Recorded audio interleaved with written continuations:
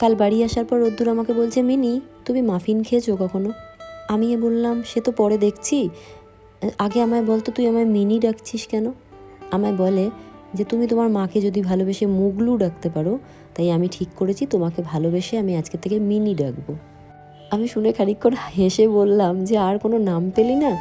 শেষে বেরালেন না মিনি? সে যাই হোক, আমায় বলছে, মা মাফিন কেমন খেতে হয় গো? আমি তো সেই রকম জানি না, আমি কোনোদিন খাইনি। বলছে, আমাদের স্কুলে একটা বান্ধবী আজকে মাফিন নিয়ে এসেছিল, দেখে ভীষণ ইয়াম্মি টেস্টি মনে হচ্ছিল।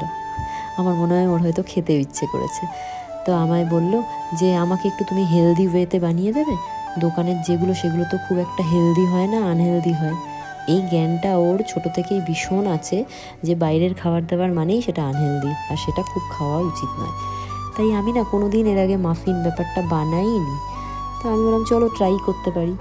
ইউটিউবে একটু দেখলাম, অনেক কিছু অ্যাড করে অনেকেই, অত কিছু অ্যাড করা পসিবল না।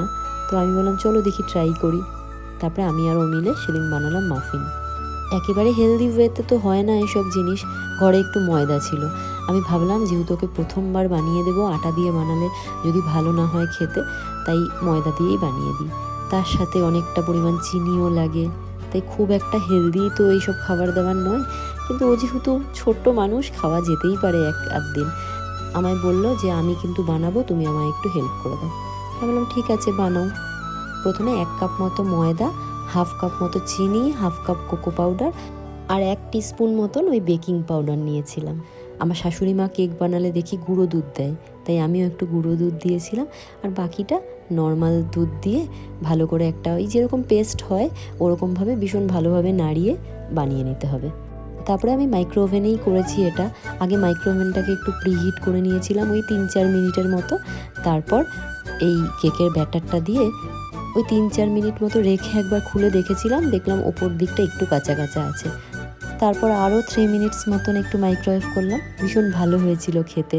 আমি ওপর দিয়ে একটু চকো চিপসও ছড়িয়ে দিয়েছিলাম। আমার ছেলে যেহেতু প্রথমবার খাবে, আমি জানি না ও কতটা খাবে, কারণ ও এরকম চকলেট ফ্লেভার বা এরম ধরনের জিনিস খুব একটা পছন্দ করে না। কিন্তু তোমাদের বাচ্চারা যদি এগুলো পছন্দ করে না, বাড়িতে বানিয়ে দিতে পারো, আধ ঘন্টা মতো সময় লাগে।